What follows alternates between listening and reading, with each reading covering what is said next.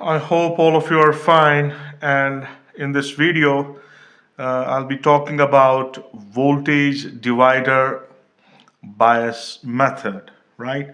So this is the most widely used method as it has very high degree of bias stability. Even when beta and leakage currents are high. Yeah, what happens in this case, in this method, we make use of two resistances. So let's go with the circuit. We have a common emitter configuration of the transistor as usual, because this is the best configuration. And here we have the emitter resistance. Here we have the collector resistance, and here we have the common battery for the input and the output circuit. And what we have here is we have this as base, and the current that will pass through this will be the base current. And then from here we have two resistances.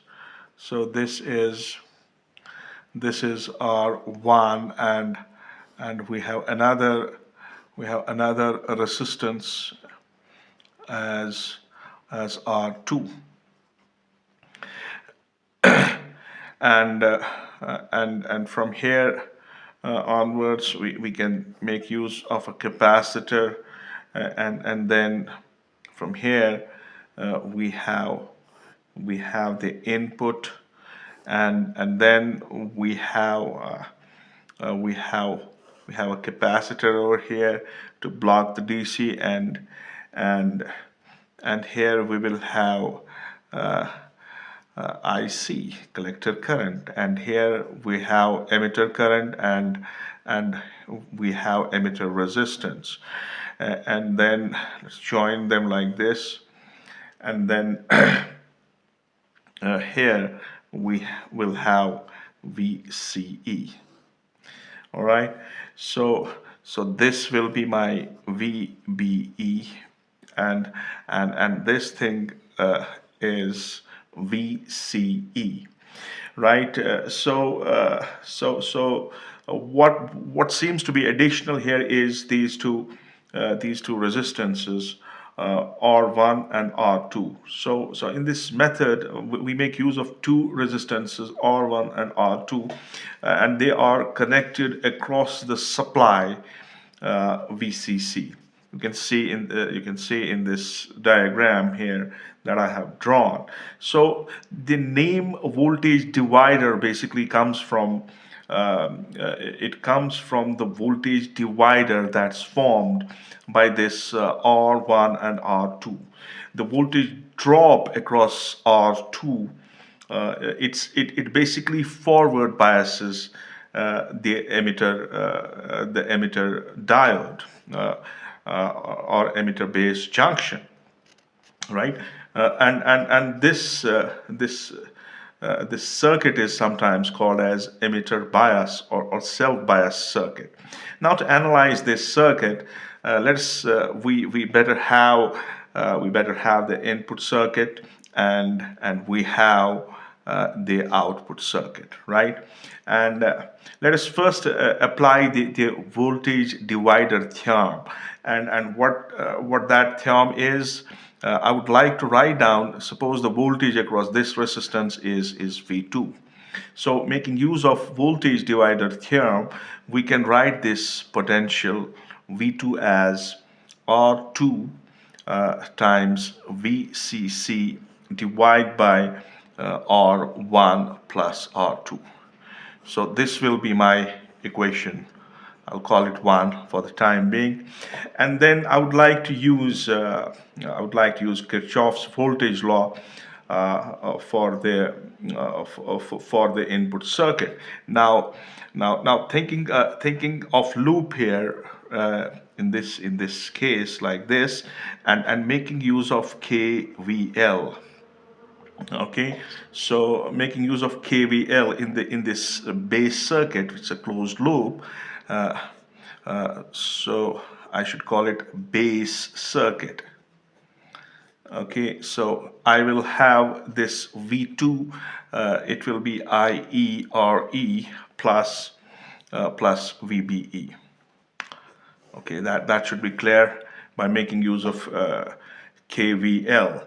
So from here we can have the emitter current, and that emitter current will be V2 minus VBE divided by RE. So this is the emitter current that we calculate from this equation.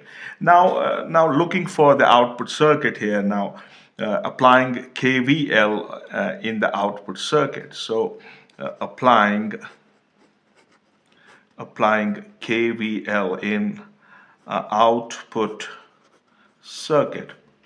Okay, what am I going to get is, okay, this is my VCC, right? So VCC will be ICRC plus VCE plus IERE. Quite clear, okay? So from this equation, since this IC and IE, they are nearly equivalent. Okay, this IC and IE are nearly equivalent.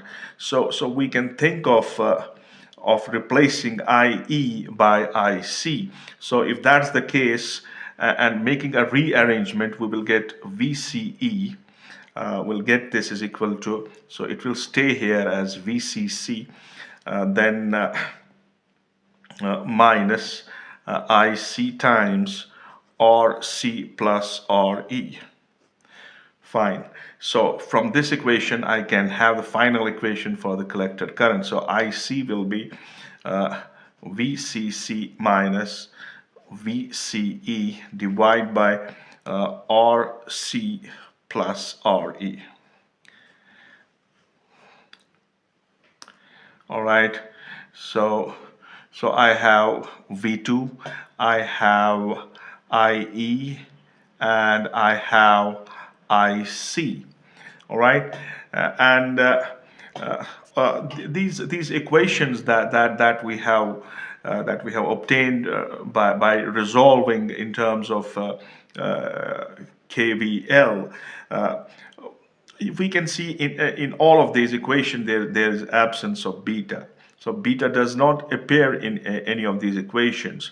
Thus, the operating point does not depend upon beta of the transistor, and it remains same.